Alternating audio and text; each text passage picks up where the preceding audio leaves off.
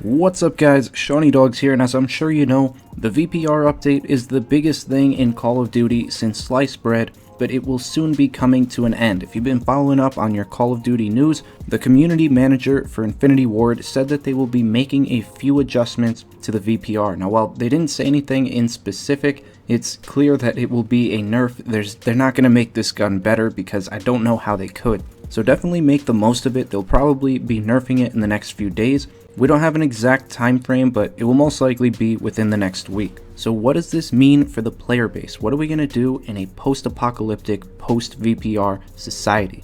Well, I'm here to tell you, don't ever doubt the classics. What usually happens in Call of Duty games is they try not to mess with the meta. Like, the K-Bar and the NV4 have been reigning supreme since day one on this game. They see the guns that people tend to favor within like the first month or two of the game, and unless they receive like some crazy massive nerfs, those guns will still reign supreme at the end of the game's life cycle. So while other guns may come and go, they'll add some new DLC weapons, some will get major buffs and major nerfs. Maybe they will be better than these two titans, the NV4 and the K-Bar, for a little while, but they will always make sure to patch them, so you can always rely on these guns. Whenever there's some major update with massive weapon rebalancing, you can always come back to these. They're not going to do much to them. They may change them slightly, make them slightly worse or slightly better, but they're not going to pull a VPR or a Vesper. If you played Black Ops 3, you'll know the Vesper was the best gun in the entire game for a week.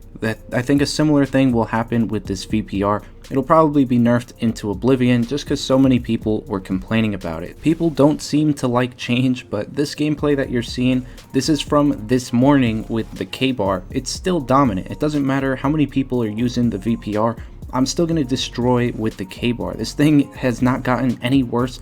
It may be slightly worse than the VPR at close range, but past like 20 or 25 feet, it is still the best gun to use, excluding the long range NV4. So I have this nuke gameplay with the K-Bar, and after this I put an NV4 nuke gameplay after they patched it when you pretty much needed grip on the weapon. So I mean, both these guns are still very usable. You can still get nukes with them pretty easily. I think people were a little quick to judge with this VPR. Now don't get me wrong, it is amazing. If I'm playing some really bad players, I want that VPR in my hands. That ammo capacity is what really sets it apart because you can just destroy the other team faster than any other weapon. But if I'm in a 1v1 situation past those 20 or 25 feet, I want a K-Bar or an NV4 in my hands. The VPR just doesn't cut it. So huge shocker, once you see that VPR get patched, everyone will just come back to the K-Bar and NV4. Now, one last thing I wanted to talk to you guys about in this video. I think that from now on, I'm going to put a face cam in my gameplays so you guys can see how I react to things. You can call me ugly,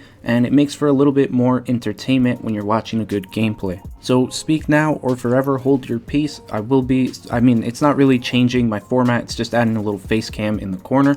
But I think I'm also going to be adding like beats in the background. So if you guys don't want these two things, let me know down in the comments. If I see a resounding, oh god no, please don't add a face cam, I don't want to see your ugly face every day, and I don't want to listen to these beats, then let me know. I'm just trying to make as entertaining of a video as possible for you guys, and I think that's the way to do it. Now obviously, I'm going to have some residual gameplays. I have a bunch of gameplays right now without the face cam, so those might continue to be in the next few videos.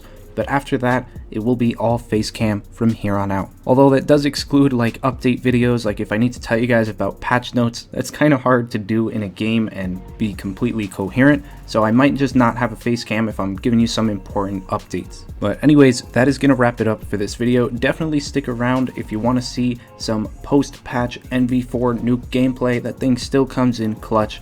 And if you do enjoy the video, please be sure to drop a like, comment down below with any thoughts or questions you may have, and as always, subscribe to the channel if you guys are new for some more great videos, and I'll see you in the next one. Peace.